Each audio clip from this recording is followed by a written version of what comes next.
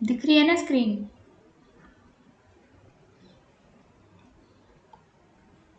Yes ma'am.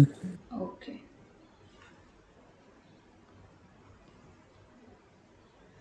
चलो फिर मैं क्वेश्चन लिखती हूँ यहाँ पे और आप लोग करते जाना, आंसर अभी नहीं बताना। तो क्वेश्चन नंबर 1 है, let A and B be two n cross n matrices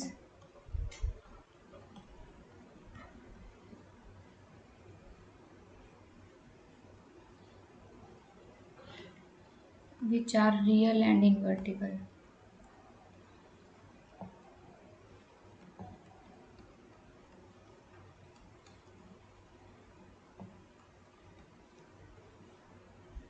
Such that AB is equal to minus of BA. Then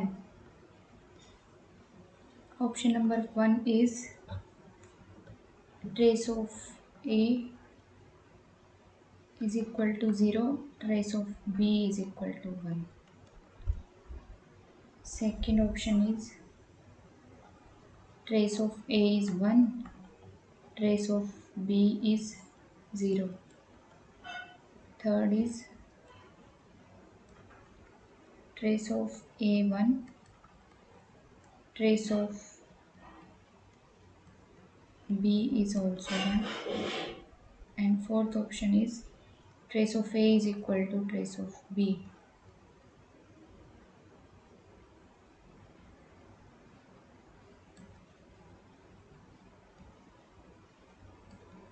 And fifth option is trace of A is equal to trace of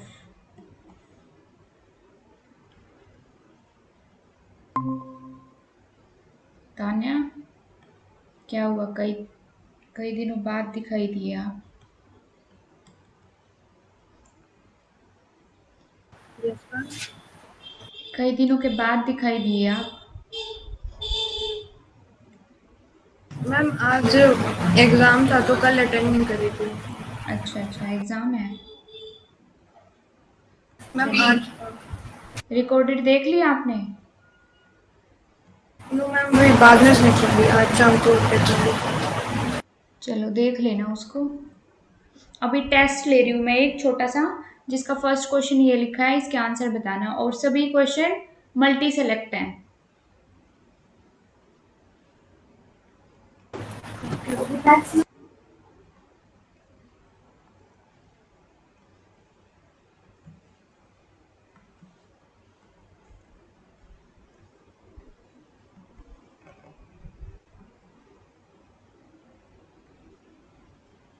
Aij n cross n such that summation I from 1 to n ma'am option 4 क्या लिखी हैं? trace of A is equal to trace of B.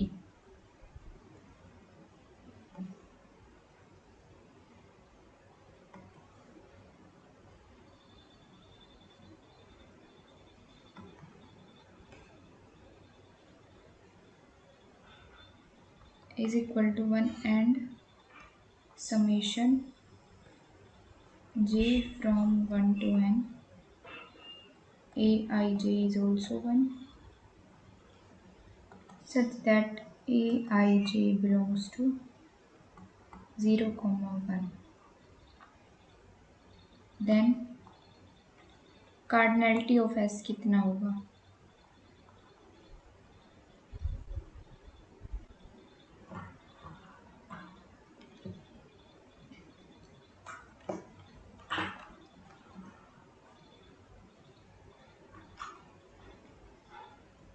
First is 1, second is n,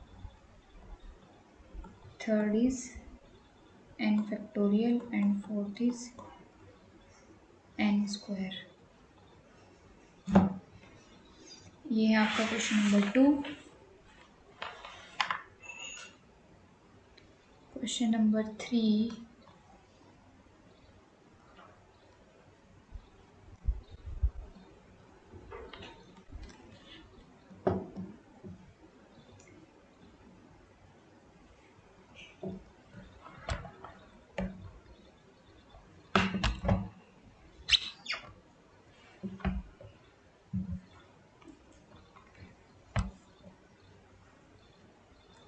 If A, B and A plus B are idempotent,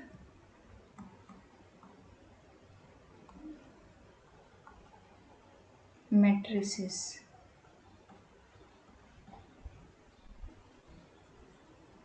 then we conclude that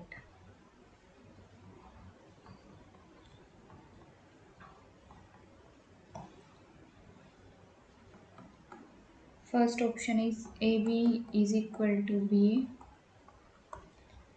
second is AB is equal to minus B, third is AB equal to 0, fourth is BA equal to 0.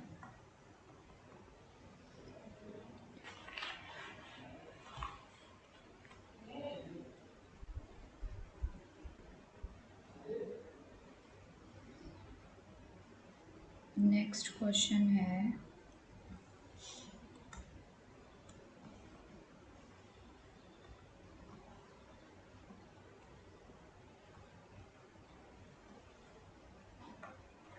Question number 4.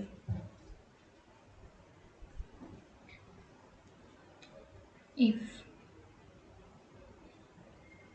A and B are two matrices such that AB is equal to A and BA is equal to B, ये question है आपका, true false बताना है.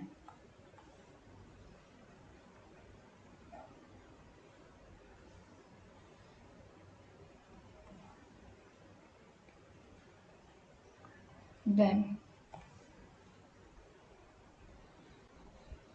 A and B are idempotent matrices.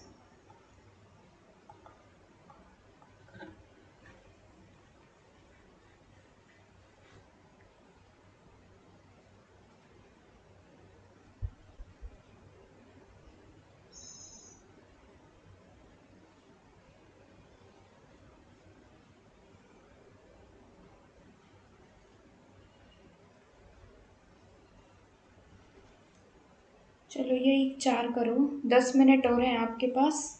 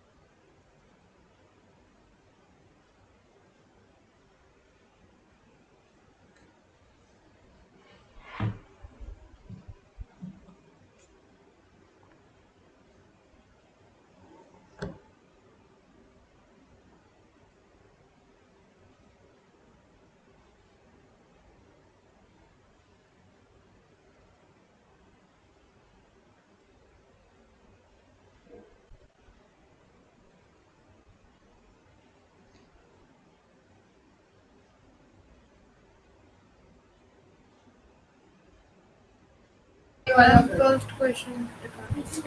First question दिखाऊं? देखो ये है जी फर्स्ट क्वेश्चन।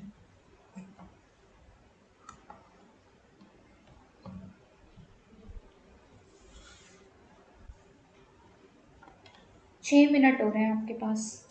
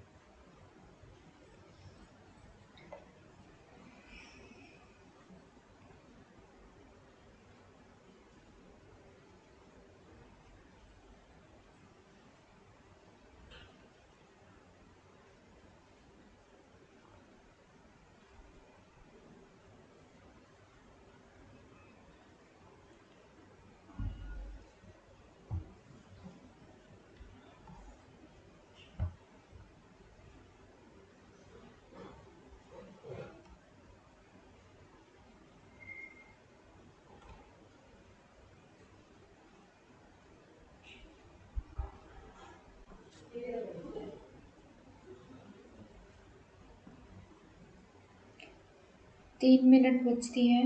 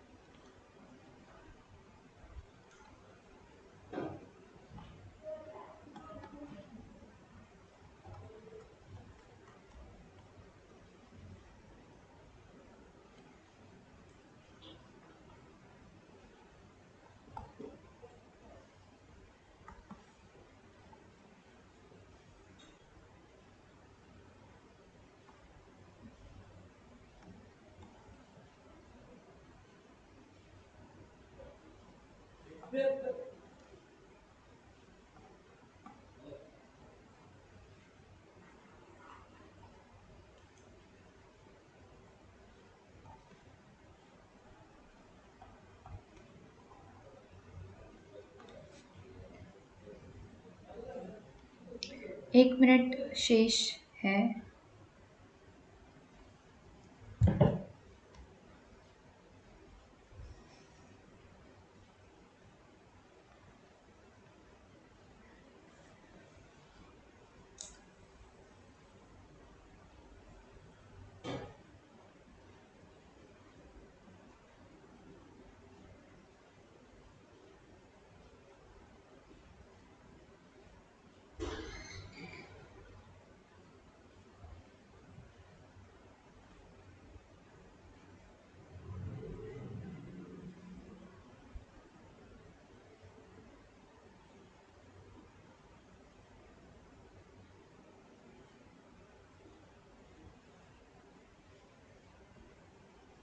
चलिए टाइम्स अप।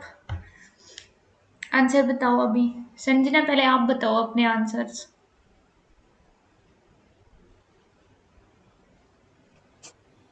नहीं हुआ मैम। फर्स्ट नहीं हुआ, सेकंड, फिफ्थ है मैम, फर्स्ट का और पता नहीं। फर्स्ट का फिफ्थ, सेकंड का मैम पहला हुआ कर रही थी। एक ही किया है इतनी देर में, ट्राई तो करते ना बाकी सभी भी। चलो सक्षम, आप बताओ अपना आंसर फर्स्ट का। मैम फर्स्ट अभी कर रहा था, बाकी ये 2, 3 और 4 हो गया। सेकंड का बताओ फिर।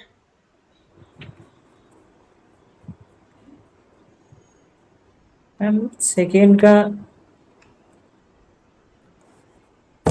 ये फर्स्ट ऑप्शन है 1। सेकंड का 1, थर्ड का थर्ड का मैम ये सेकेंड ऑप्शन, थर्ड ऑप्शन और fourth option. Second, third, fourth, और फोर्थ का ये मैम फॉल्स। ये फॉल्स। तान्या अब आप बताओ फर्स्ट का आंसर। मैम फर्स्ट हुआ नहीं। सेकंड, एंड फिर थर्ड। थर्ड, थर्ड का डिनोमिनेटर है ना मैम, ये जो भी है वो थर्ड और फोर्थ समझ नहीं। ओ आंसर बताओ पहले, समझ आएंगे अभी वो तो बाद में पता चलेगा। आंसर क्या है? मैम थर्ड और फोर्थ नहीं कर। थर्ड, अच्छा थर्ड और फोर्थ नहीं किया आपने। चलो तो संजना का फर्स्ट गलत है, सेकंड, थर्ड, फोर्थ किया नहीं है। सक्षम का सेकंड गलत है, फर्स्ट किया नहीं, थर्ड मैम फर्स्ट में एक बार बताया मैम, फर्स्ट का ऑप्शन फर्स्ट में मैम दूसरा और तीसरा और चौथा ऑप्शन मैम लग रहा है। Third, fourth.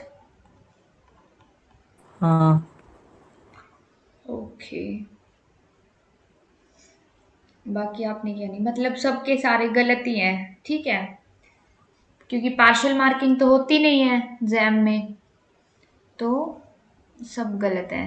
तो चलो शुरू करते हैं। एक बार मैं इसको इरेज कर देती हूँ। फर्स्ट का सॉल्यूशन यही करेंगे हम।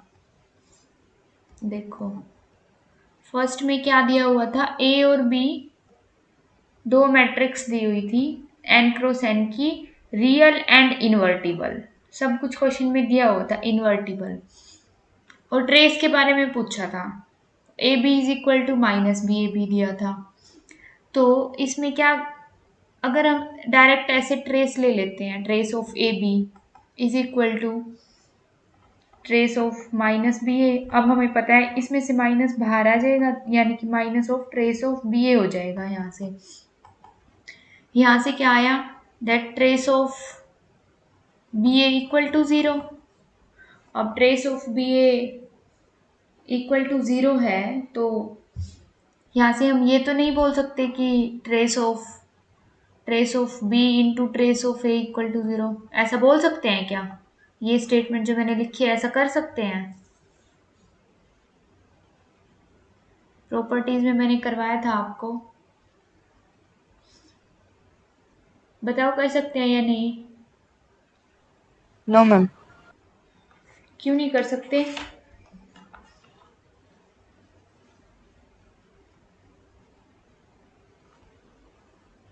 क्योंकि इसके लिए हमने काउंटर एग्जाम्पल देखा था कि दिस इज नॉट ट्रू, इसको अलग अलग नहीं कर सकते। तो यहाँ से हमें सिर्फ क्या मिला, इतना सा मिला कि ट्रेस ऑफ बी ए 0 होगा। चलो ठीक है, बाकी चीज कहाँ से कंक्लूड करें? अब ऑप्शंस में देखो ना किस तरह से ऑप्शंस दिए हुए हैं। ऑप्शंस में ए और बी के ट्रेस के बारे में पूछा हुआ है, तो हम क्या कहीं से भी इसमें कहीं एक साइड पे ए या बी बना सकते हैं? बिल्कुल बना सकते हैं। क्यों बना सकते हैं? क्योंकि इसने इन्वर्टिबल मैट्रिक्स बोला हुआ है, मतलब ए इनवर्स भी एग्जिस्ट करता है और बी इनवर्स भी एग्जिस्ट करता है। अगर ये दोनों एग्जिस्ट करते हैं तो मैं अगर प्री मल्टीप्लाई कर दूं इसको both side by B inverse, B inverse से प्री मल्टीप्लाई करूंगी तो क्या आ जाएगा हमारे पास, B inverse A B is equal to minus B inverse B A. अब ये आइडेंटिटी हो जाएगा which is equal to minus A. अब यहाँ से देखो, यहाँ से अगर मैं इसको सर्कल पे ड्रॉ करूँ तो मैंने बताया था ना साइक्लिक ऑर्डर में ये हमेशा इक्वल होते हैं ट्रेस। तो अगर मैं इसको, अब मैं ले लेती हूँ पहले ट्रेस बोथ साइड, ठीक है, trace of this is equal to trace of minus A हो जाएगा। अब इसको मैं ऐसे लिख सकती हूँ, ट्रेस ऑफ कहाँ से स्टार्ट कर दूँ, बी से स्टार्ट कर दूँ, बी के बाद B inverse then A, B inverse A is equal to minus of trace of A. ठीक है, अब ये क्या हो गया, आइडेंटिटी, मतलब trace of A is equal to minus of trace of A which is equal to trace of A 0। आ गया ट्रेस ऑफ ए 0, मतलब जिस ऑप्शन में भी ट्रेस ए का 1 दिया हुआ है वो तो काट दो, सेकंड भी कट गया, थर्ड भी कट गया। ठीक है, अब ट्रेस ऑफ बी के बारे में बात करते हैं। अगर मैं, अब हमने क्या किया था, इस इक्वेशन को बी इनवर्स से मल्टीप्लाई किया था, अब मैं क्या करती हूँ इसको post multiply by A inverse कर देती हूँ। देखना वहां से क्या मिलेगा, नीचे करते हैं post multiply by A inverse. तो हमारा क्या दिया हुआ था, ए बी था हमारा माइनस बी ए के इक्वल। अब ए इनवर्स से पोस्ट मल्टीप्लाई करेंगे तो A inverse is equal to minus B A inverse which implies that trace of a b a inverse is equal to minus of trace of b। अब इसको फिर से circle पे इसको एक बार ड्रॉ कर लो। अब इसको भी मैं अगर ए इनवर्स से स्टार्ट कर दूँ, ए इनवर्स ए बी, ऐसे लिख सकती हूँ, trace of A inverse A B is equal to minus of trace of B. अब ये क्या हो चुका है, आइडेंटिटी, यानी कि trace of B is equal to minus of trace of B. यहाँ से क्या आ गया, trace of B equal to 0, मतलब हमारी दोनों कंडीशन से क्या आ गया, ट्रेस ऑफ ए भी 0 आ गया और ट्रेस ऑफ बी भी 0 आ गया। तो जिस ऑप्शन में भी ट्रेस ऑफ बी 1 है वो भी काट दो, ये कट गया, पहले तीनों ऑप्शन कट गए। अब हमारा क्या आया, trace of A equal to trace of B 0, मतलब fifth answer is true, fifth option is true. तो यहाँ से हमारा फिफ्थ ट्रू हो गया। और फोर्थ में क्या बोला हुआ है, trace of A equal to trace of B, ये तो फिफ्थ ही इंप्लाई कर रहा है, तो फोर्थ भी यहाँ से क्या हो जाएगा, ट्रू हो जाएगा। क्लियर ये क्वेश्चन? इसमें किसी को डाउट? जो भी मैम क्वेश्चन, फोर्थ में trace of A 1b 2b कुछ भी हो सकता है। कैसे हो सकता है 1b? अभी तो हमने प्रूव किया कि ट्रेस ऑफ ए 0 ही आएगा, प्रूव नहीं किया क्या हमने अभी? मैम फिर फोर्थ ऑप्शन में तो सिर्फ इतना ही दे रखा है, trace A equal to trace B. हाँ, तो 0 के इक्वल नहीं है क्या? क्या 0 0 के इक्वल नहीं है मैम। तो फिर ये गलत तो नहीं है ना? ये तो नहीं कह रहा कुछ और होगा, 1 होगा, 2 होगा, 3 होगा। इसने सिर्फ ये कहा है ए और बी का ट्रेस इक्वल होगा। वो तो हमें दिख ही रहा है, 0 है इसका भी 0 है, विच इज इक्वल टू 0। मतलब ये दोनों भी तो 0 है। मतलब यहाँ से वही बात होगी ना, अगर a equal to B equal to C है तो यहाँ से हम ये भी तो बोल सकते हैं a इक्वल टू बी है। इसने आधी बात की है, तो फोर्थ और फिफ्थ ऑप्शन हो जाएगा ट्रू। हो गया क्लियर तान्या एंड सक्षम? Yes ma'am. चलिए, अब आप सक्षम मेरे को ये बताओ कि सेकंड क्वेश्चन में आपको समझ क्या आया है कि क्या दिया हुआ है इसमें?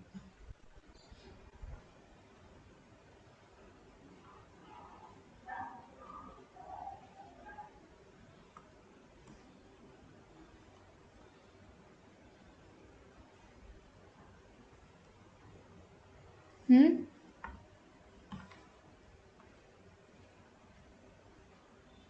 मैम ये कुछ क्लियर नहीं हुआ इसमें।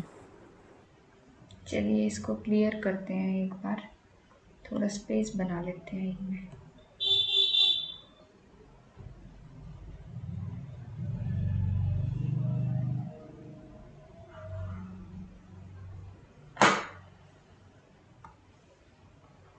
देखो,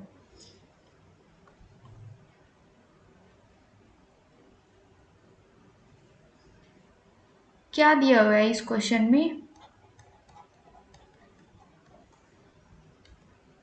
कि हमें मैट्रिक्स लेनी है n क्रॉस n की matrix such that summation i from 1 to n। एक बार लिख लो इसको, कोई भी छोटी मैट्रिक्स ले लो, जरूरी नहीं है आप n क्रॉस n की लो।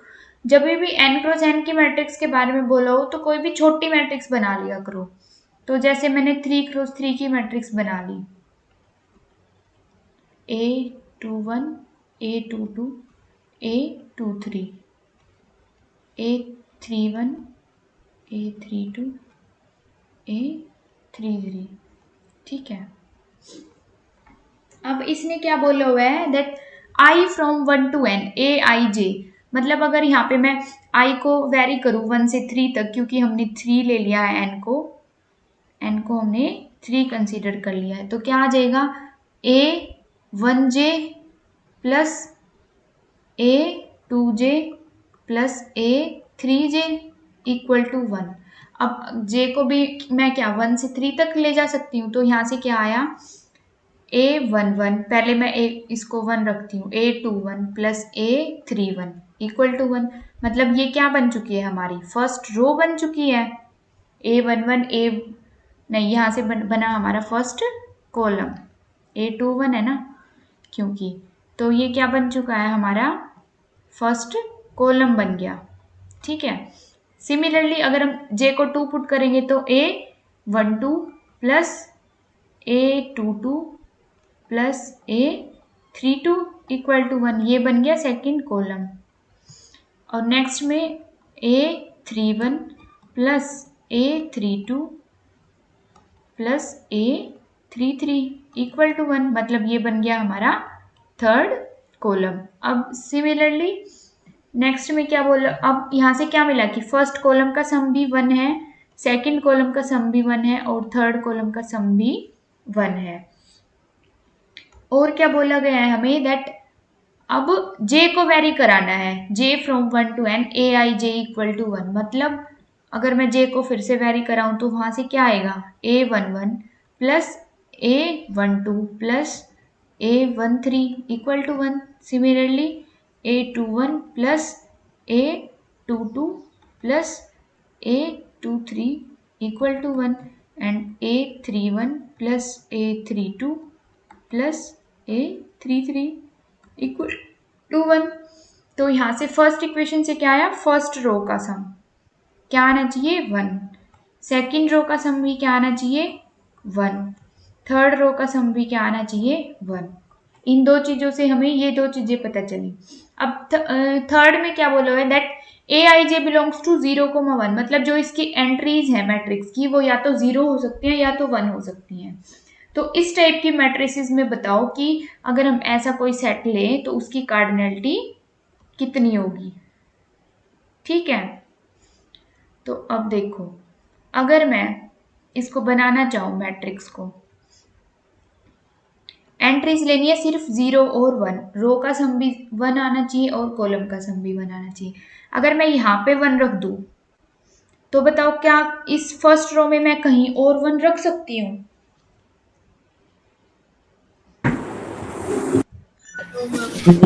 नहीं रख सकते, तो बाकी इन दो टर्म्स को क्या होना पड़ेगा? 0। सिमिलरली अगर मैं सेकंड पोजीशन पे 1 रख देती हूँ तो बाकी दो को क्या होना पड़ेगा? एंट्रीज को 0 होना पड़ेगा। अगर मैं थर्ड टर्म पे 1 रख देती हूँ तो बाकी दोनों को क्या होना पड़ेगा? 0। मतलब इस 1 को रखने की कितनी चॉइसेस हैं अपने पास? 3 चॉइसेस हैं। ठीक है, अब सिमिलरली अगर मैंने इस कॉलम में 1 रख दिया तो फर्स्ट कॉलम में मैं कहीं और 1 नहीं रख सकती ना, तो इन दोनों एंट्रीज को क्या होना पड़ेगा? 0 होना पड़ेगा। सिमिलरली अगर मैं सेकंड कॉलम में 1 रख दिया यहाँ पे तो ये दोनों एंट्रीज को 0 होना पड़ेगा, क्योंकि कॉलम का सम भी तो 1 आना चाहिए, और थर्ड में रखा तो ये दो एंट्रीज को भी 0 होना पड़ेगा। तो अब मेरे पास यहाँ पे 1 रखने की कितनी चॉइसेस हैं? या तो मैं इस पोजीशन पे 1 रख सकती हूँ या फिर इस पोजीशन पे 1 रख सकती हूँ। मतलब अगर मैंने यहाँ 1 रख दिया तो इसको 0 होना पड़ेगा। ठीक है, या फिर यहाँ 1 रख दिया तो इसको 0 होना पड़ेगा। ठीक है, सिमिलरली अगर मैंने यहाँ 1 रख दिया तो इसको 0 होना पड़ेगा, और अगर यहाँ 1 रख दिया तो इसको 0 होना पड़ेगा। तो मतलब इस 1 को रखने की कितनी चॉइसेस आई हमारे पास? 2 चॉइसेस। और अगर मैंने इसमें यहाँ पे 1 रख दिया तो इसके नीचे 0 आना पड़ेगा, यहाँ 1 रख दिया तो ये 0 होना पड़ेगा, और यहाँ 1 रख दिया तो ये 0 होना पड़ेगा। अब यहाँ पे देखो, यहाँ पे तो 1 ही आएगा क्योंकि इस रो का और इस कॉलम का सम 1 होना चाहिए ऑटोमेटिकली, तो इसकी कितनी चॉइस ही आई? सिर्फ 1 चॉइस। यहाँ पे भी 1 रखना पड़ेगा मुझे और इसमें यहाँ पे 1 रखना पड़ेगा। तो मेरे पास फर्स्ट रो में 1 को डालने की कितनी चॉइसेस हैं? 3 चॉइस। ठीक है, सेकंड में डालने की 2 चॉइस, और थर्ड रो में डालने की सिर्फ 1 चॉइस, क्योंकि चूज ही तो करना था हमें कि किस टाइप से हम उनको अरेंज कर सकते हैं, अरेंजमेंट ही निकालनी थी एलिमेंट्स की। तो मेरे पास टोटल नंबर ऑफ चॉइसेस कितनी हो जाएंगी? टोटल चॉइस 3 इंटू 2 इंटू 1 मतलब कि 6, और 6 को मैं क्या लिख सकती हूँ? अब देखो 3 के लिए हमारा आंसर आया 6, कि टोटल चॉइस जितनी होगी उतने ही तो नंबर ऑफ एलिमेंट्स आएंगे मेरे पास। अब 6 1 के इक्वल भी नहीं है, 6 3 के इक्वल भी नहीं है, 6 9 के इक्वल भी नहीं है, तो तीनों ऑप्शन कट गए, सिर्फ बचा क्या? Third option, that is n factorial. तो जब जब भी ऐसी कोई क्वेश्चन आता है जिसमें रो सम और कॉलम सम एक पर्टिकुलर नंबर हमें निकालना होता है, और ये भी जिसमें फिक्स दिए होते हैं, तो उसको इस टाइप से टैकल करना होता है। हो गया क्लियर? कोई यस डाउट किसी को? मैम। पूछ लो अगर अभी डाउट है तो। मैम सही है। हो गया, चलो। थर्ड तो मैं एक्सपेक्ट कर रही थी कि आप लोग सोल्व कर दोगे, बट कोई बात नहीं। चलिए थर्ड को देखते हैं हम। थर्ड में क्या दिया हुआ है? ए आइडम पोटेंट है, बी भी आइडम पोटेंट है, और ए प्लस बी भी क्या है? आइडम पोटेंट है। तो ए अगर आइडम पोटेंट है तो ए स्क्वायर किसके इक्वल आएगा? बताओ।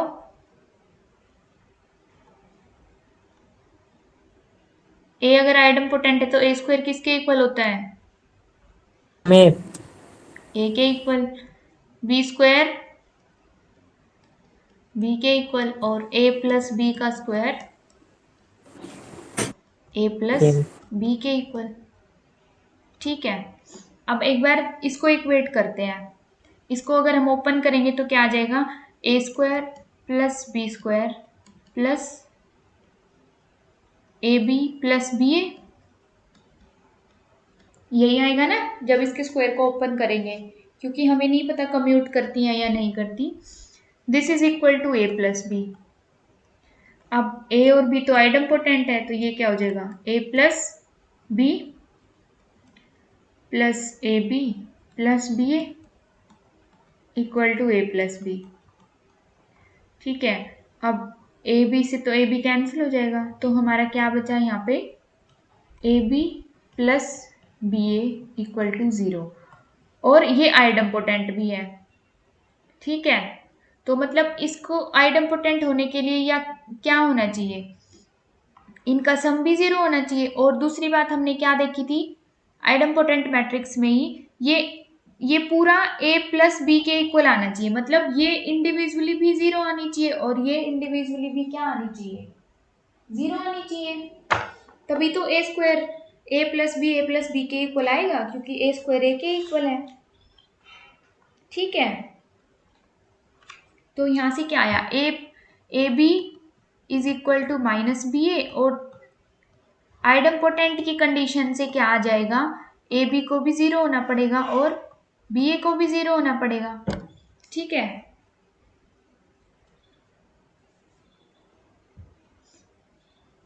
तो यहाँ से क्या आ गया हमारा, अब देखना आंसर जज करना कौन सा ऑप्शन ट्रू होगा कौन सा फॉल्स।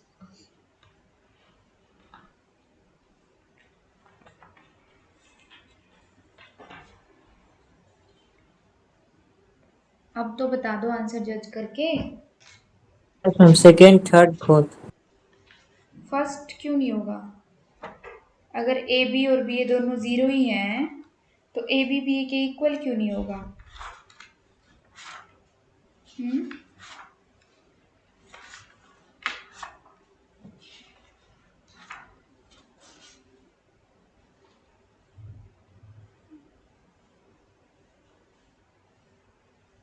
बताओ। हो जाएगा मैम ये भी।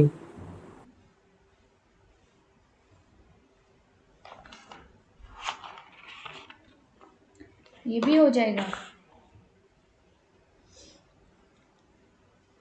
और इसके लिए एक बार ये भी निकाल के देखो।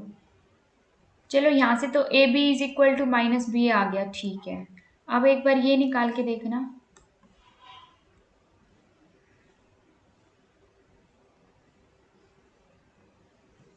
एक बार ए बी स्क्वायर निकाल के देखो।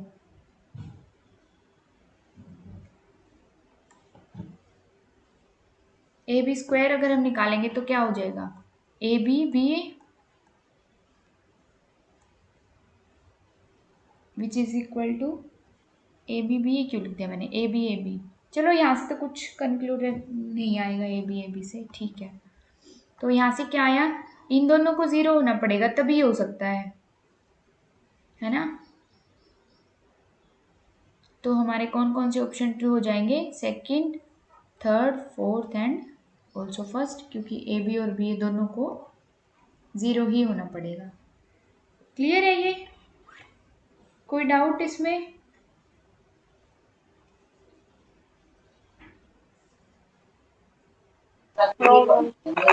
चले आगे। Yes ma'am. या इसको प्रूव करें, देखो इसको एक बार प्रूव भी कर लेते हैं। ये डायरेक्ट बोलना आप लोगों को डाउट लग सकता है इसमें, तो एक बार इसको प्रूव कर लेते हैं। A B is equal to minus B A, ठीक है। आप ये भी तो बोल सकते हो दैट क्या पता ए और बी ऐसी मैट्रिक्स हो जो नॉन जीरो हो और इनको मल्टीप्लाई करने से 0 आ जाए, ऐसा भी तो बोल सकते हो। मेरे को लग रहा है आपके दिमाग में ये क्वेश्चन आ रहा है और आप पूछ नहीं रहे हो। आ सकता है ना ऐसा भी, लेकिन ऐसा आएगा नहीं। क्यों नहीं आएगा, अब एक बार इसको ए से मल्टीप्लाई करो, प्री मल्टीप्लाई बाय ए, तो क्या हो जाएगा, ये ए स्क्वायर बी आ रहा होगा ना ये क्वेश्चन भी दिमाग में।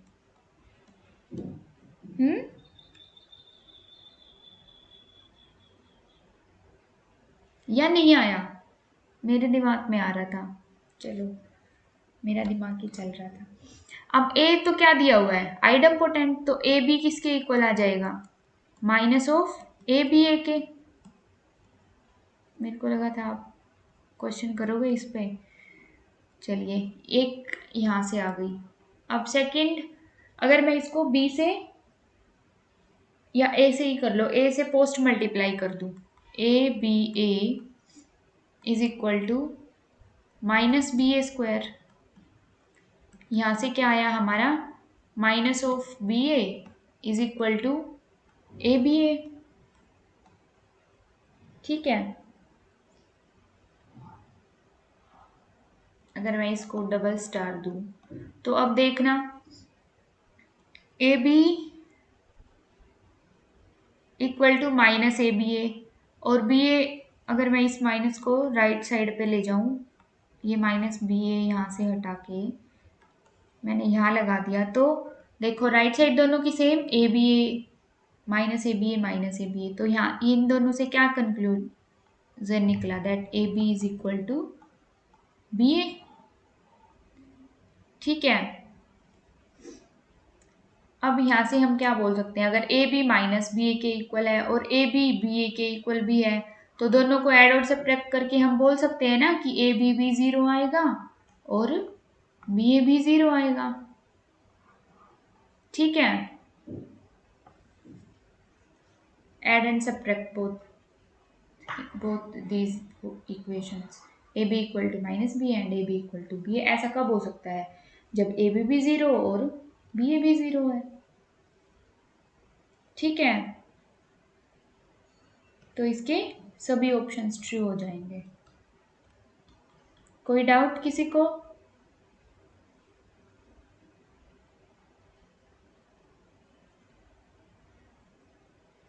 लेफ्ट हो गया क्या मेरा? आवाज आ रही है? हाँ मैम ठीक है। ठीक है, पहले भी ठीक था, अभी भी ठीक है। चलो, अच्छा है अगर ठीक है तो।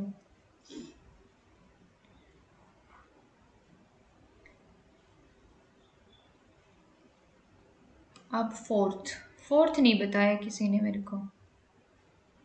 एटलीस्ट ये तो करो, ये इजी है क्वेश्चन, ट्राई करो इसको।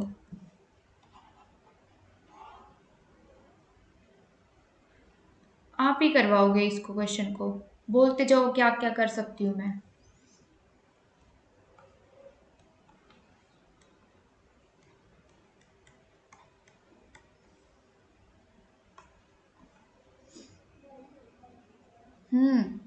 तान्या, हमें ये देखना है ए और बी आइडेम्पोटेंट होंगे या नहीं होंगे, मतलब ए स्क्वायर ए के इक्वल आएगा या नहीं आएगा, और बी स्क्वायर बी के इक्वल आएगा या नहीं आएगा। अगर नहीं आएगा तो हम बोल देंगे इसको फॉल्स है, अगर आ जाएगा तो हम बोल देंगे ट्रू है। सक्षम, आपने इसको फॉल्स कैसे बोला था, ये फॉल्स क्यों था?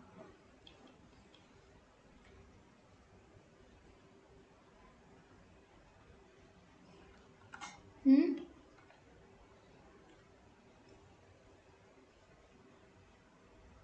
मैम इस तरह मैं बोला था कि अगर ए और बी आइडेम्पोटेंट मैट्रिक्स हैं तो उसमें कहीं ये कंडीशन नहीं थी कि ए बी बराबर ए हो और बी ए बराबर बी हो।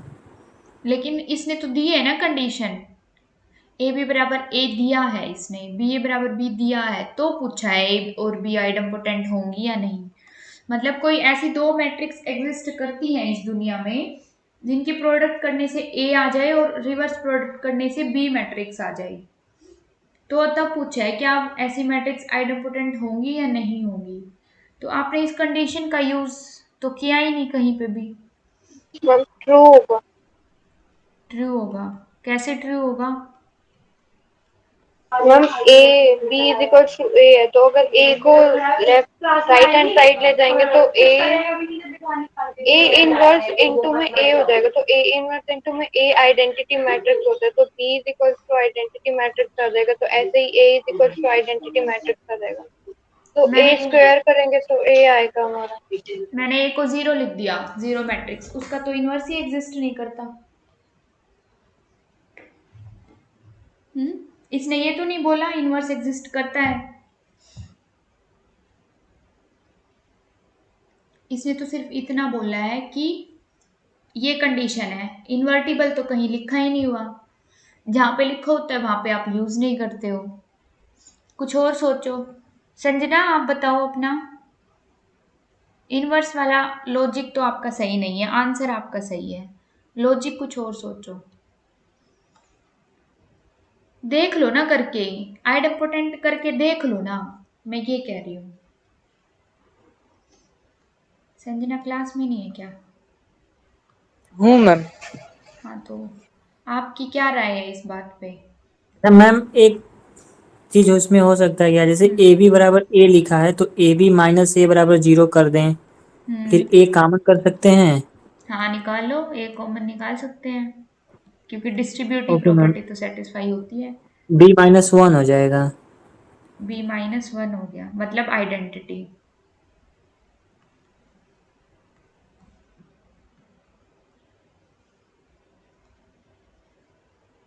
और उसी तरह से मैम इसको भी कर सकते हैं, इधर वाला। इधर वाला करेंगे तो इसको में से भी b कॉमन निकालेंगे, a माइनस आइडेंटिटी। तो फिर यहाँ से क्या आया? यहाँ से हमारा आया इधर a इक्वल टू 0 और b is equal to identity. यहाँ से क्या आया हमारा? b इक्वल टू 0 और a is equal to identity. ये हो सकता है। तो यहाँ से हम हाँ बोल यस सकते मैम। हैं कि आइडेंटिटी भी आइडेम्पोटेंट मैट्रिक्स होती है, जीरो भी आइडेम्पोटेंट होती है, ये भी आइडेम्पोटेंट, ये भी आइडेम्पोटेंट। तो क्या ऐसा होता है कि दो आइडेम्पोटेंट मैट्रिसेस की, चलो ये तो आई आइडेंटिटी और जीरो गई, मतलब ए भी करेंगे तो यहाँ से जीरो ही मिलेगा हमें, इन दोनों की प्रोडक्ट, और इन दोनों की प्रोडक्ट भी जीरो मिलेगी। लेकिन ऐसा तो नहीं है ना, दो आइडेम्पोटेंट मैट्रिसेस की प्रोडक्ट भी आइडेम्पोटेंट आई, ये तो हम कल प्रूव करके आए हैं, किया है ना ये प्रूव हमने। बट यहाँ से, यस हाँ मैम। ये तो क्योंकि जीरो और आइडेंटिटी आ चुके हैं तो ऐसा बोल सकते हैं। ठीक है आपका लॉजिक भी, अदरवाइज ये भी कंफ्यूजन हो जाए कि ये आइडेम्पोटेंट होगा नहीं होगा, तो उसके लिए हम क्या कर सकते हैं? देखो हमें क्या चाहिए, ए स्क्वायर चाहिए ना, तो ए स्क्वायर निकाल लेते हैं एक बार। इस जो ये इक्वेशन दी हुई है A B is equal to A, यहाँ से हम क्या कर सकते हैं? स्क्वायरिंग बोथ साइड कर दो, A B square is equal to A square. यहाँ से हमारे पास क्या आ जाएगा? A B into A B is equal to A, तो क्योंकि which is equal to A square, ठीक है। अब इसको मैं ए बी लिख सकती हूँ। अब बी ए हमें किसके इक्वल दिया हुआ है? बी के इक्वल, तो A B B is equal to A square. अब ए बी किसके इक्वल दिया हुआ है? ए के इक्वल, मतलब A B is equal to A square. और यहाँ से ए बी फिर से किसके इक्वल दिया हुआ है? ए के equal, A is equal to A square. आ गया आइडेम्पोटेंट ए, ठीक है ना?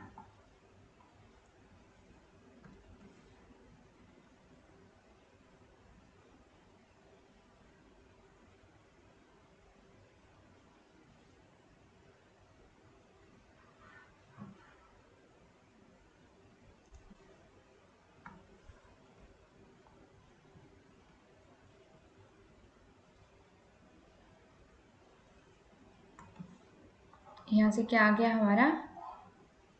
ए आइडेंटिटी आ गया। ये ए बी था, is equal to A square, A is equal to A square. अब सिमिलरली अगर हम, क्या दिया हुआ है सेकंड पे? B A is equal to B. अब इसका भी स्क्वायर कर देते हैं बोथ साइड, तो B A into B A is equal to B square. अब यहाँ से देखो ए बी है, ए बी किसके इक्वल है? ए के इक्वल। अब ये क्या आ गया? बी ए किसके इक्वल है? बी के इक्वल। और बी ए फिर से किसके इक्वल है? B is equal to B square. तो बी भी क्या आ गया हमारा? आइडेंटिटी। आइडेंटिटी नहीं, आइडेम्पोटेंट। क्या लिख रही हूँ मैं अभी? क्या आ गया? आइडेम्पोटेंट। ठीक है, तो अपना रिवीजन अच्छे से करो ताकि अब जब टेस्ट हो तो ऐसी छोटी छोटी कंफ्यूजन ना आए। ठीक है, आप पता है पेन उठाने से डरते हो, आप प्रोसीजर करने से डरते हो, इसीलिए आपका नहीं हो पाता अभी तक। स्टार्ट किया करो ना कुछ तो आएगा ही। मेरा फर्स्ट वाला थोड़ा स्लाइड दिखा दीजिए, फर्स्ट वाले क्वेश्चन में। फर्स्ट वाले क्वेश्चन की देख लो स्लाइड।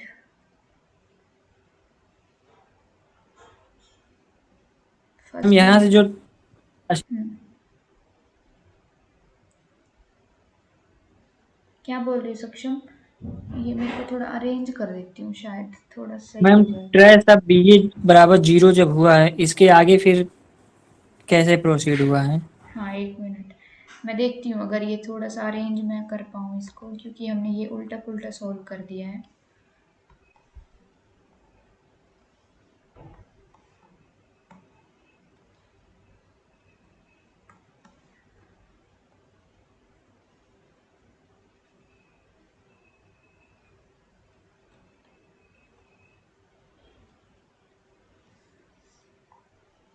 अब नीचे से क्या मैं उसको कॉपी पेस्ट कर पाऊंगी? देखते हैं।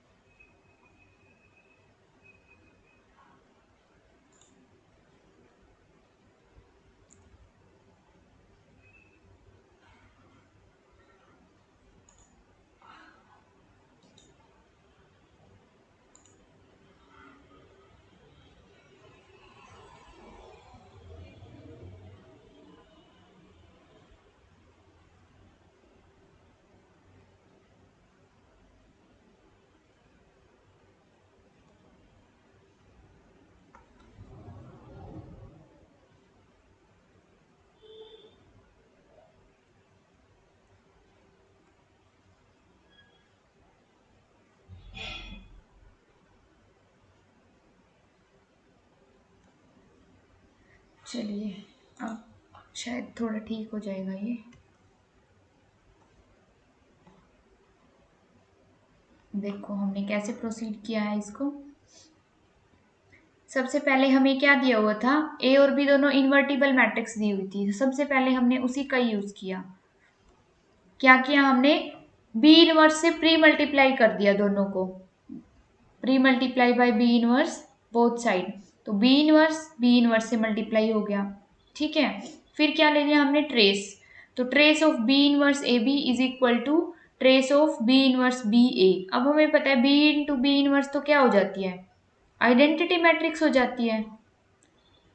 ठीक है, तो यहां से क्या आ जाएगा? माइनस ऑफ ट्रेस ऑफ ए के इक्वल। अब हमने इसको ड्रॉ किया सर्कल पे, बी इनवर्स ए बी। अब हमें पता है जो ट्रेस है वो साइक्लिक ऑर्डर में हमेशा सेम रहता है, तो हमने बी इनवर्स ए बी को हमने बी से स्टार्ट कर दिया, बी इनवर्स ए। अब बी इनवर्स बी आइडेंटिटी आएगा क्योंकि बी इनवर्स बी का इनवर्स है। तो यहाँ से हमारे पास क्या आया? That trace of A is equal to minus of trace of A. तो यहाँ से क्या इंप्लाई हो गया कि ए का ट्रेस तो 0 है। ठीक है, अब b के लिए भी हमने वही प्रोसीजर यूज किया। अब हमने a इनवर्स से पोस्ट मल्टीप्लाई कर दिया, क्योंकि हमें पता है अगर प्री मल्टीप्लाई करेंगे तो यहाँ से b खत्म हो जाएगा, अगर पोस्ट मल्टीप्लाई करेंगे तो a खत्म हो जाएगा, और इन्वर्टिबल दे ही रखी है दोनों में। तो a inverse is equal to minus of a inverse. अब ये हो चुका आइडेंटिटी, ट्रेस ले लिया अब दोनों साइड। अब trace of a inverse is equal to minus of trace of b। यहाँ से क्या आया? अब फिर से हमने इसको साइक्लिक ऑर्डर में ड्रॉ कर दिया, ए इनवर्स, और इसको ए इनवर्स से लिख दिया साइक्लिक ऑर्डर में, A inverse A B is equal to minus of trace of B. अब ये हो गया आइडेंटिटी, आइडेंटिटी इंटू बी भी आ जाएगा, trace of B minus of trace of B. यहाँ से क्या मिला? ट्रेस ऑफ बी तो 0 है, क्योंकि यहाँ से क्या आ जाएगा? Twice of trace of B equal to 0 implies trace of B is 0। दोनों का ट्रेस क्या आ गया? 0 आ गया। ठीक है, अभी तो कोई डाउट नहीं है ना? ठीक है मैम।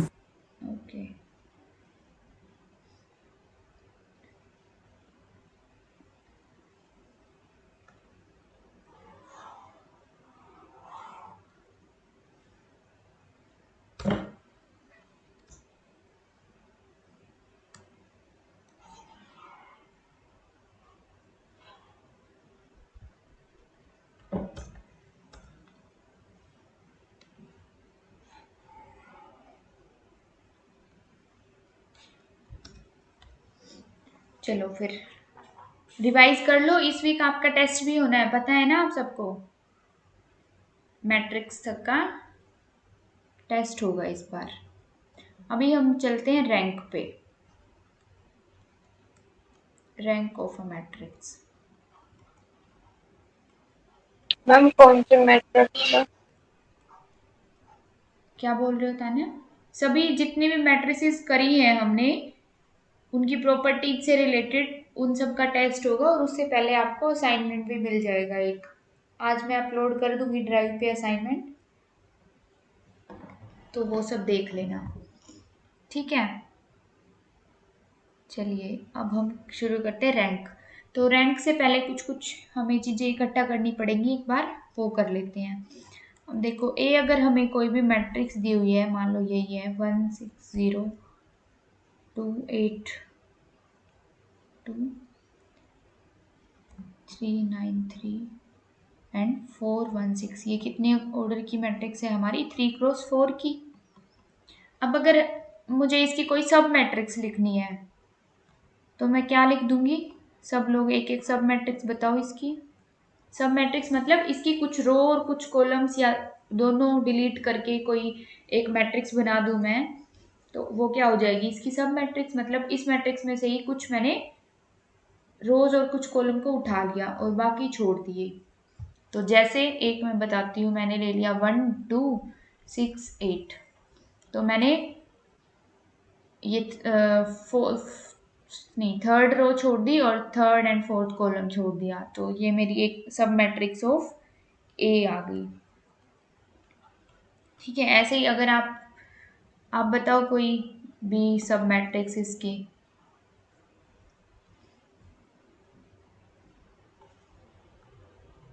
बता दो भाई। 3491। 3491 आ गई, बिल्कुल। और अगर मैं कोई और लिखना चाहूँ, तो मैं ऐसी भी कोई मैट्रिक्स लिख सकती हूँ, 1 2 3 6 8 9, ये मैंने क्या बना दी, 2x3 की, ये 2x2 की। तो जो मैंने फर्स्ट सेकंड और थर्ड मतलब बी बी डैश, ये सब क्या है? और अगर मैं इसको ए डैश कह रही हूँ, A dash B and B dash all are सब मैट्रिक्स ऑफ ए, ठीक है। मतलब किसी मैट्रिक्स के कुछ रोज और कॉलम को डिलीट करके हम कोई छोटी मैट्रिक्स बना रहे हैं उस मैट्रिक्स के एलिमेंट्स को यूज करते हुए, तो वो क्या हो जाएगी, उसकी सब मैट्रिक्स हो जाएगी। अब सब मैट्रिक्स की बात कर रहे हैं, तो सब मैट्रिक्स के डिटर्मिनेंट की भी बात करेंगे। तो और सब मैट्रिक्स के जो डिटर्मिनेंट होते हैं उनको हम क्या बोलते हैं? माइनर्स, है ना।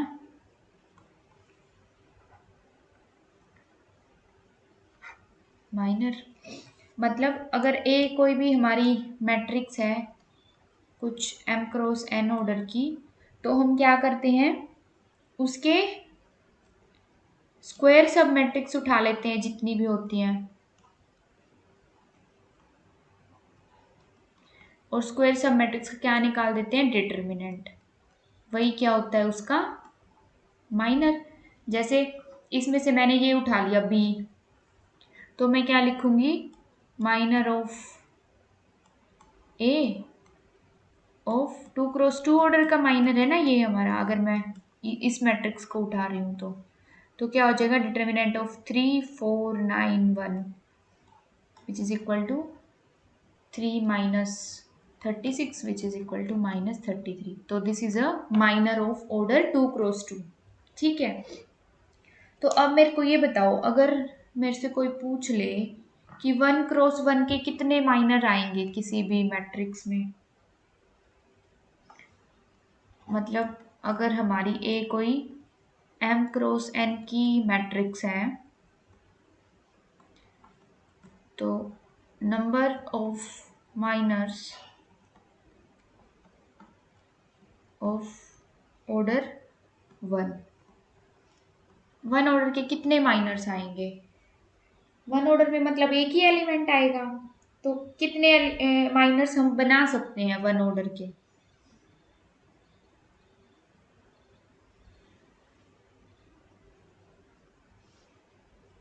n। n। देखो जैसे ये मैट्रिक्स थी, मुझे इसके माइनर बनाने हैं, तो मैं क्या वन वन ऑर्डर के, तो मैं क्या लिख सकती हूँ? Determinant of one. दूसरा डिटर्मिनेंट ऑफ टू लिख सकती हूँ, डिटर्मिनेंट ऑफ थ्री लिख सकती हूँ, determinant of four, determinant of six, determinant of eight, nine, one, zero का determinant, determinant of two, determinant of three, determinant of six. तो ये सब क्या है? Minus of one cross one ही तो है ये सभी। तो वन क्रॉस वन के कितने माइनस आते हैं किसी भी मैट्रिक्स में, जितने ऑर्डर की वो मैट्रिक्स होती है, मतलब m इंटू n। ठीक है, m into N, m cross n की है, अगर n क्रॉस n की है तो n इंटू n हो जाएंगे। ठीक है, अब अगर कोई पर्टिकुलर ऑर्डर के माइनर पूछ ले,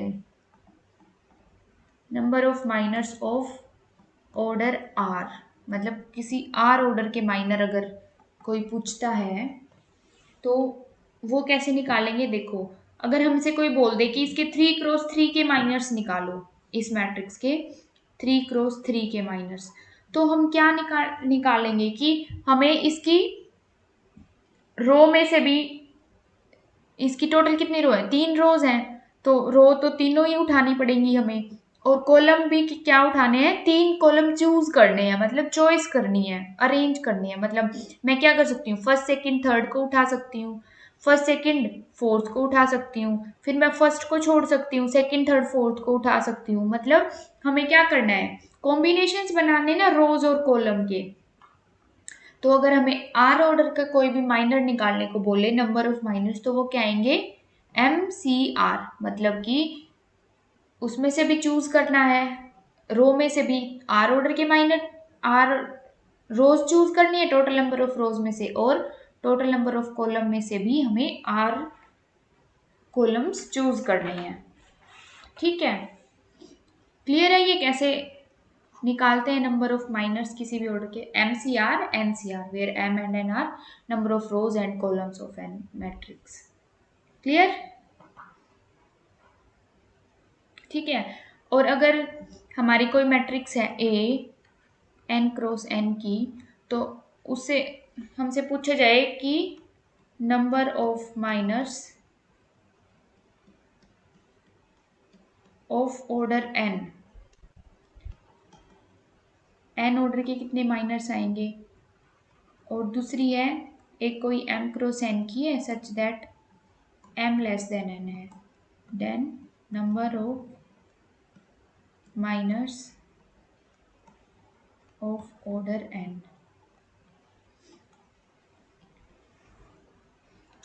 एंड इसी में number of minors of order m।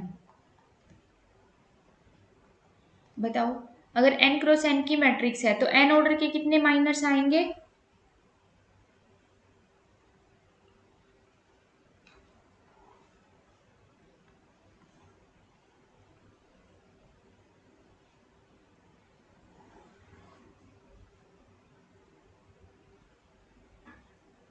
हम्म,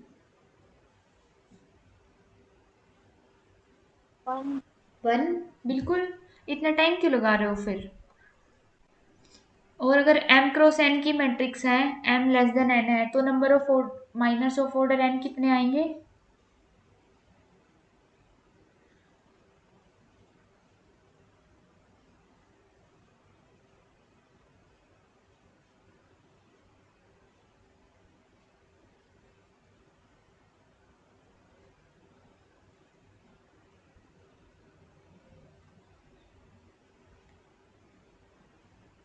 क्या पॉसिबल होगा ये निकालना?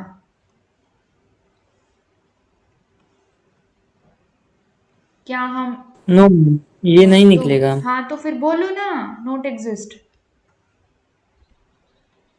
क्योंकि मैक्सिमम हम उतने ऑर्डर के ही तो माइनर निकाल सकते हैं ना। m रोज में से हम n कैसे चूज करेंगे जब m n से छोटा है? तो हो ही नहीं सकता। और एम ऑर्डर के अगर हम निकालना चाहें तो कितने आ जाएंगे?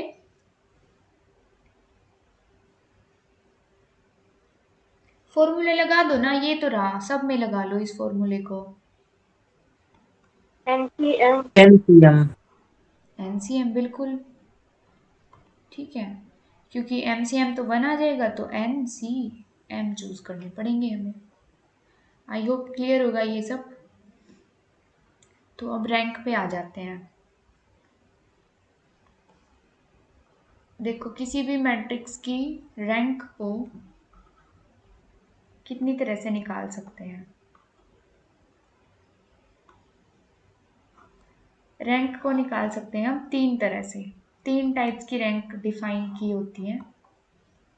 सबसे पहले कौन सी होती है हमारी? डिटर्मिनेंटल रैंक।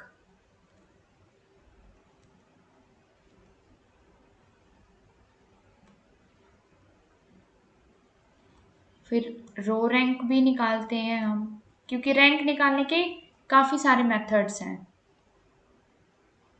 और कॉलम रैंक भी निकालते हैं। ठीक है, तो इनको एक एक करके देखते हैं, डिटर्मिनेंटल रैंक और रो रैंक कॉलम रैंक कैसे होती है। तो सबसे पहले देखते हैं डिटर्मिनेंटल रैंक। ये फर्स्ट है, ये सेकंड, दिस इज थर्ड। तो डिटर्मिनेंटल रैंक कैसे निकालते हैं? किसी को याद है रैंक कैसे निकालते थे हम डिटर्मिनेंट का यूज करके?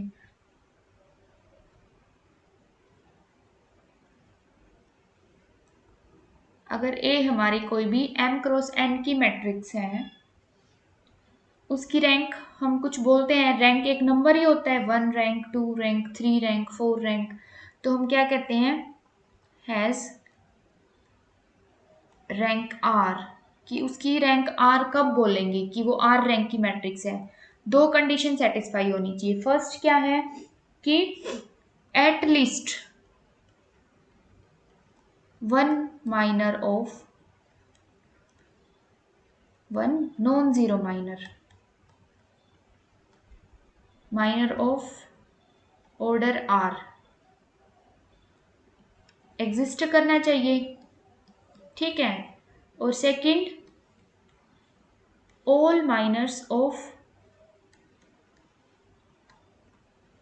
ऑर्डर ग्रेटर देन आर, मतलब आर से बड़े जितने भी माइनर्स हैं अगर वे एग्जिस्ट करते हैं तो वो सब क्या होने चाहिए? Must be 0। ठीक है, जैसे फॉर एग्जाम्पल मैं ये दूं आपको मैट्रिक्स 1 0 0 0 1 0 0 0 1, ये 3 क्रॉस 3 की मैट्रिक्स है। तो अगर मैं इसकी रैंक पूछूं तो हम प्रोसीजर क्या होता है डिटर्मिनेंटल रैंक के लिए? सबसे पहले हम निकालते हैं सबसे बड़े ऑर्डर का माइनर, मतलब 3 क्रॉस 3 ऑर्डर का माइनर।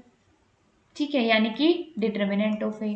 अब डिटर्मिनेंट ऑफ ए अगर हम देखें तो ये पूरी रो 0 है, ये पूरा कॉलम भी 0 है, तो ये आ गया 0। और 3 क्रॉस 3 का सिर्फ एक ही माइनर एग्जिस्ट कर सकता है जो कि डिटर्मिनेंट के इक्वल होता है। अब हम माइनर्स ऑफ 2 क्रॉस 2 निकालेंगे। वो कितने आएंगे हमारे पास? 3c2 इंटू 3c2, मतलब ये कितना आ जाएगा? 3 फैक्टोरियल बाई 2 फैक्टोरियल, मतलब 2 इंटू 3, मतलब 9 आएंगे हमारे पास। ठीक है, तो उन 9 में से कम एक माइनर हमें ऐसा मिलना चाहिए जो कि क्या हो? Non zero, eight least 1। ठीक है, अब सबसे पहले अगर वो किसी भी तरह से चूज कर सकते हैं, मान लो हमने ये चूज कर लिया, ये वाला 0 1 0 0, ये तो 0 ही आएगा हमेशा। नीचे वाला भी चूज करेंगे वो भी 0 आएगा, फर्स्ट और थर्ड से चूज करेंगे वो भी 0 आएगा। तो हमें दिख रहा है सिर्फ 2 क्रॉस 2 का एक माइनर है यहाँ पे जो कि क्या है? Non zero. इसका डिटर्मिनेंट क्या आएगा हमारा? 1 विच इज नॉन जीरो, मतलब 2 क्रॉस 2 का हमारे पास एक माइनर आ गया जो क्या है? नॉन जीरो है। तो यहाँ से हम क्या बोल देंगे? दैट रैंक ऑफ ए हमारी क्या है? 2 है, क्योंकि इससे बड़े जितने भी माइनर्स थे वो सब 0 हैं और टू ऑर्डर का हमें एटलीस्ट वन माइनर ऐसा मिल गया जो कि क्या है, नॉन जीरो। और रैंक को ऐसे रो से डिनोट करते हैं, मैं ऐसे रो को डिनोट करती हूँ, कुछ लोग ऐसे भी रो को डिनोट करते हैं, जैसा भी आप करना चाहो। दिस इज रैंक ऑफ ए, इसको बोलते हैं डिटर्मिनेंटल रैंक। अब रो रैंक क्या होती है? रो रैंक होती है नंबर ऑफ इंडिपेंडेंट रोज। ठीक है, वो कैसे निकालेंगे वो हम आगे सीख जाएंगे। और number of independent columns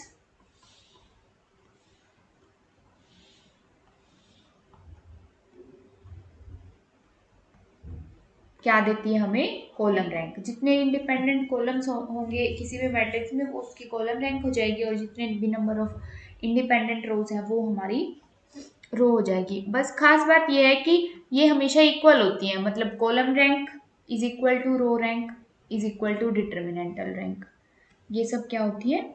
equal. तो रैंक के बारे में आपको ये सब पता चल चुका है। अब पता चल चुका है तो कुछ कुछ रिजल्ट्स देख लेते हैं एक बार। तो सबसे पहले क्या है, ऐसी मैट्रिक्स बताओ मुझे whose rank is 0।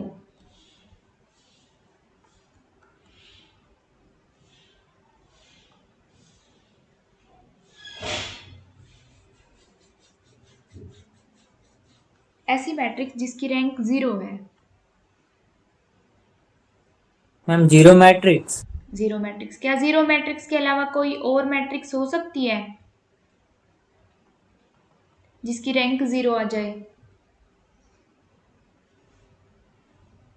No ma'am. नहीं। तो जीरो मैट्रिक्स या फिर null matrix is the only matrix whose rank is 0। मतलब अगर हमारी मैट्रिक्स नॉन जीरो है तो पक्का उसकी जो रैंक है, rank of A must be greater than equal to 1। एक तो पक्का आएगी आएगी, एक से ज्यादा भी आ सकती है। ठीक है। सेकंड चीज क्या है, कोई ऐसी मैट्रिक्स का एग्जांपल दो whose rank is equal to order of matrix, कि जितने ऑर्डर की वो मैट्रिक्स है उतनी ही उसकी रैंक आ जाए, मतलब उसका हाईएस्ट ऑर्डर का जो माइनर है वो क्या है? नॉन जीरो है। Ma'am identity matrix. Identity matrix, ठीक है। तो यहाँ से क्या इंप्लाई होता है? आइडेंटिटी मैट्रिक्स की जो रैंक आती है वो हमेशा क्या आती है? एन के इक्वल, एन मतलब ऑर्डर ऑफ मैट्रिक्स। ठीक है। अब नेक्स्ट क्वेश्चन मेरे को ये बताओ, example of a skew symmetric matrix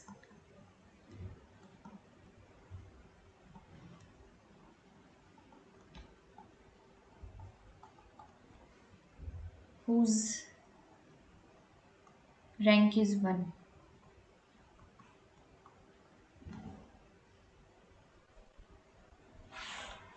one rank की स्क्यू सिमेट्रिक मैट्रिक्स का एग्जाम्पल।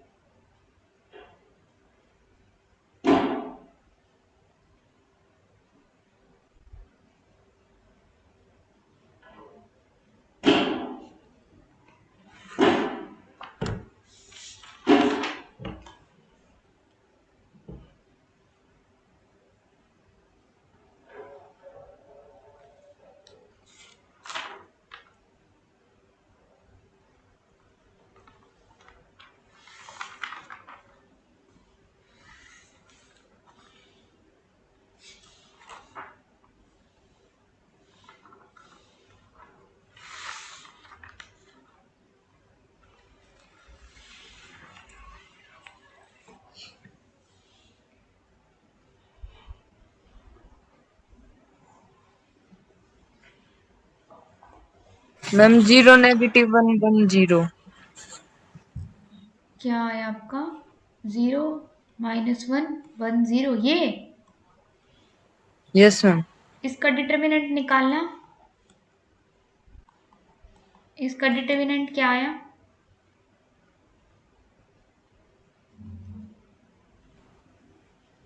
रैंक 2 है मैम। Yes ma'am. है ना, रैंक 2 आ गई इसकी, तो डिटर्मिनेंट इसका 1 आएगा विच इज नॉन जीरो। तो यहाँ से क्या आ जाएगा? रैंक ऑफ ए 2। हमें तो रैंक 1 की चाहिए।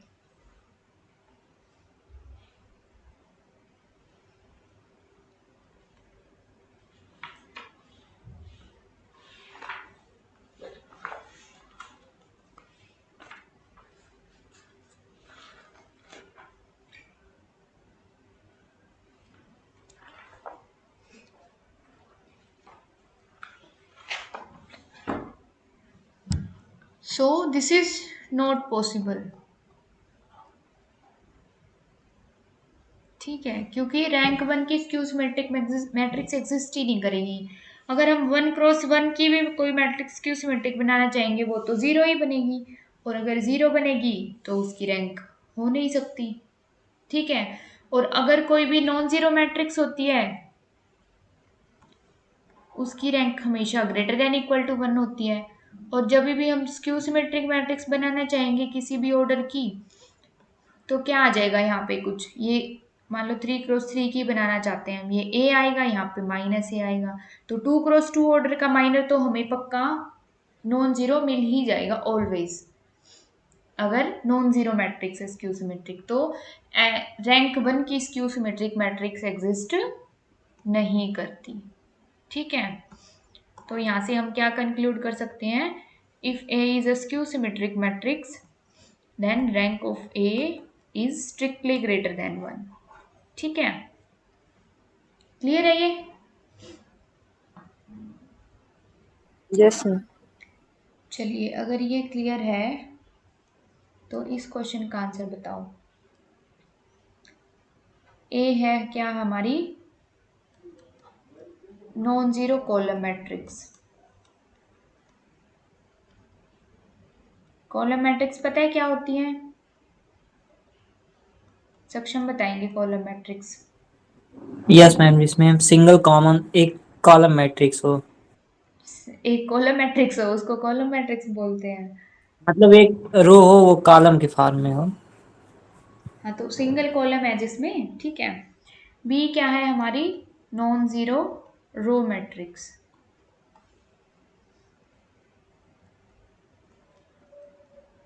तो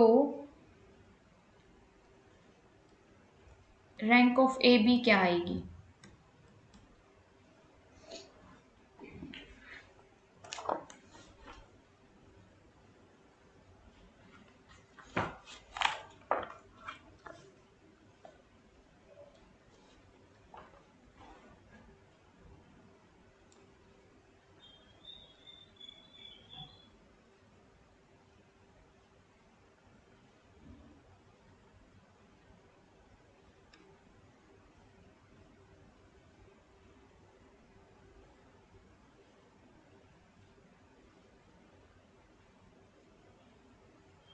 वन मैम।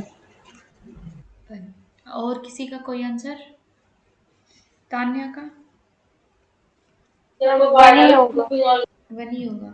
ठीक है, कैसे? क्योंकि अगर हम कोई भी मैट्रिक्स लेते हैं कॉलम मैट्रिक्स, नॉन जीरो लेनी है तो मतलब मान लो x1 x2 x3 ऐसी ले ली हमने ए, और बी क्या ले ली? Row matrix y1 y2 y3। अगर हम इनको मल्टीप्लाई करेंगे तो क्या मिलेगा हमें यहाँ पे?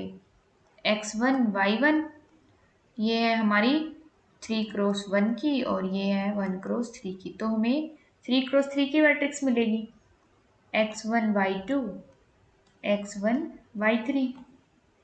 यहाँ से x2 y1 x2 y2 और x3 y3। अब नॉन जीरो बोला है तो इनमें से एटलीस्ट 1x तो नॉन जीरो मिलेगा हमें।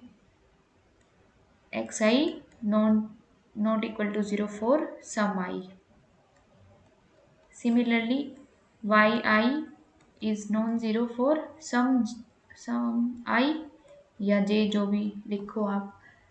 x3 x2 y3 ना, यहाँ से क्या आएगा? x3 y1 x3 y2 और x3 y3।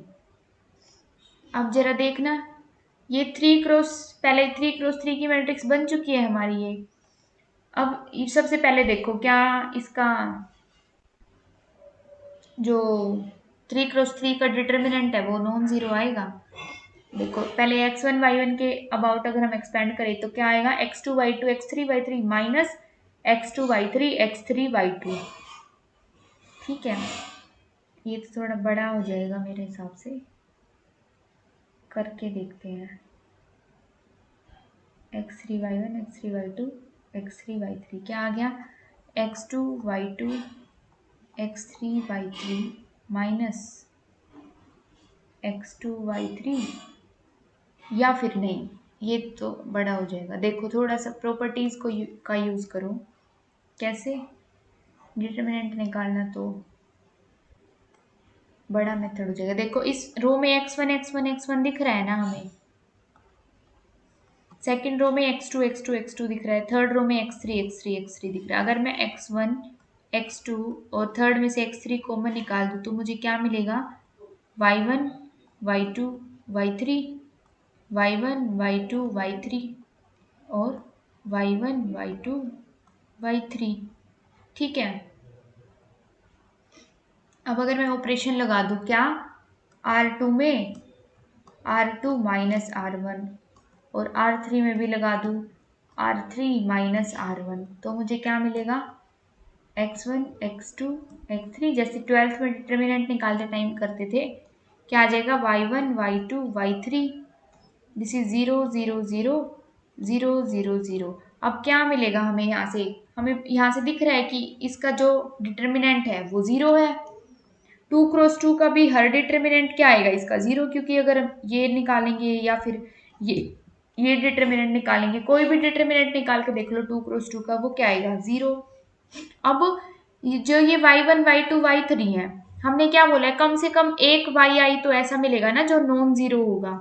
तो इनमें से मान लो y1 ही वो है जो नॉन जीरो है, या फिर y2 को नॉन जीरो होना पड़ेगा, या y3 को नॉन जीरो, मतलब किसी ना किसी एक को तो नॉन जीरो आना ही पड़ेगा। तो इस केस में हमारी रैंक क्या हो जाएगी, तो मान लो y2 नॉन जीरो है, तो हमारा वन ऑर्डर का जो माइनर है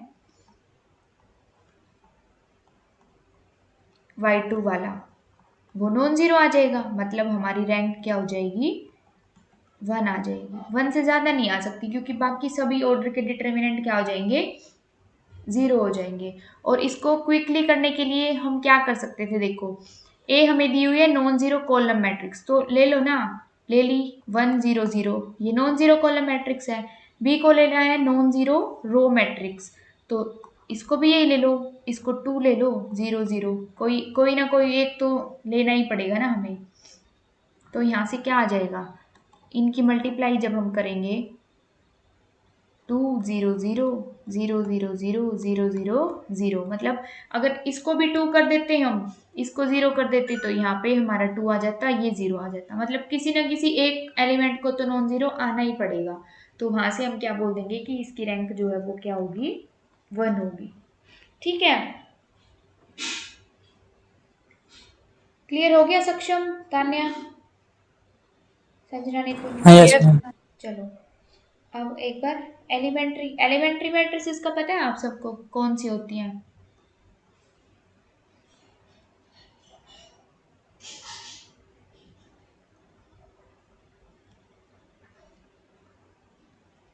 कुछ आइडिया है,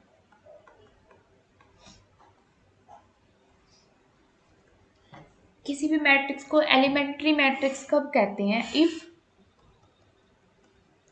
या थोड़ा सा ढंग से लिख देते हैं, कोई भी मैट्रिक्स ए है उसको एलिमेंट्री मैट्रिक्स कब कहेंगे, if A can be obtained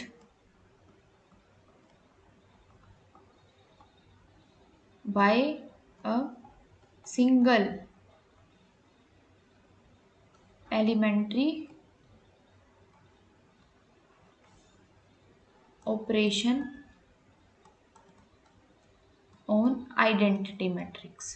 ठीक है, अगर किसी मैट्रिक्स, किसी आइडेंटिटी मैट्रिक्स पे हम सिंगल एलिमेंट्री ऑपरेशन लगा रहे हैं तो वहां से जो भी नई मैट्रिक्स बनेगी वो क्या होगी, हमारी एलिमेंट्री मैट्रिक्स।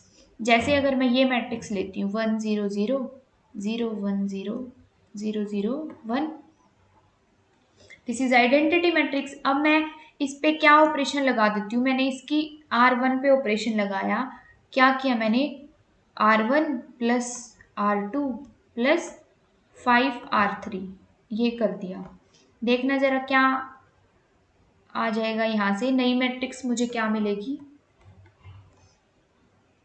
1, ये हो जाएगा 1 और ये क्या आ जाएगा 5, बाकी सभी एज इट इज है 0 0 1।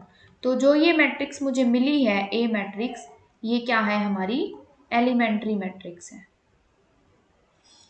ठीक है,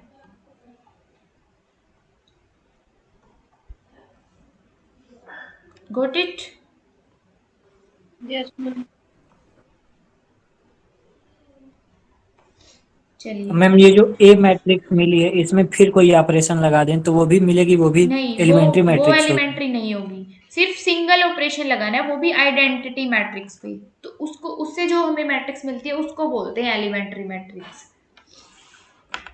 ठीक है, अब जो आप अगर ए पे ऑपरेशन लगा के कोई नई मैट्रिक्स बनाओगे, मान लो आपने बी बना दी, तो उसको बोलेंगे इक्विवेलेंट मैट्रिक्स, इक्विवेलेंट टू ए आएगी वो। ठीक है, मतलब ए की और उसकी प्रॉपर्टी सेम होंगी, उसको एलिमेंट्री नहीं बोलेंगे। ठीक है, नेक्स्ट हम यही करने वाले हैं, क्या, फिर मैम क्या किसी आइडेंटिटी मैट्रिक्स की एक सिंगल एलिमेंट्री मैट्रिक्स एग्जिस्ट करती है बस? हाँ, नहीं ऐसे तो कितनी भी करा सकते हो आप, दूसरा ऑपरेशन लगा दो इस पे कोई और, वो भी एलिमेंट्री होगी। जैसे मैंने सिर्फ ये ऑपरेशन लगा दिया इस पे, हाँ मैम, हाँ। R1 को R2 से इंटरचेंज कर दिया, तो यहां से जो हमें मैट्रिक्स मिलेगी वो भी क्या होगी, एलिमेंट्री। ठीक है, कर तो इनफाइनाइट सकती है, बट सिंगल ऑपरेशन के बाद जो मिलती है वो सभी एलिमेंट्री होती है। ठीक है, अब करते हैं इक्विवेलेंट मैट्रिक्स।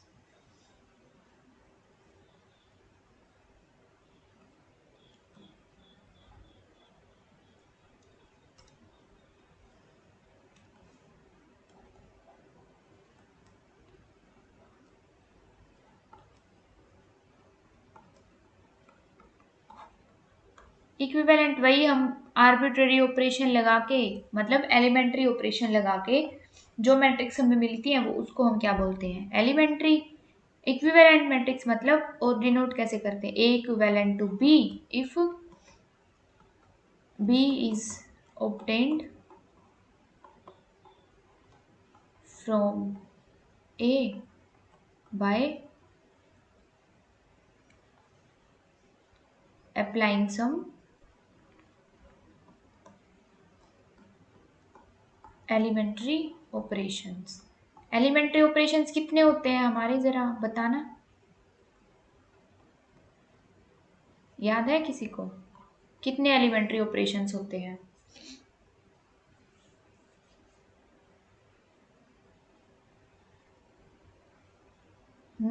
भुलक्कड़ भूल गए। मैम 3 होते हैं क्या? 3 तो रो के होते हैं और 3 कॉलम के होते हैं, तो टोटल 6 होते हैं ना, yes ma'am. Total 6 elementary operation होते हैं। तो हम इक्विवेलेंट मैट्रिक्स क्यों पढ़ रहे हैं, क्योंकि यहां से एक रिजल्ट निकलता है that rank of all equivalent matrices is same. ठीक है, जितनी भी इक्विवेलेंट मैट्रिसेस होती हैं उन सब की रैंक क्या होती है, हमेशा सेम होती है, इसीलिए हमने इक्विवेलेंट मैट्रिक्स को पढ़ा है। ठीक है, तो आज का सेशन यही रैप अप करते हैं, क्योंकि आगे वाला टॉपिक एक साथ थोड़ा बड़ा हो जाएगा। आज के लिए इतना ही रखते हैं।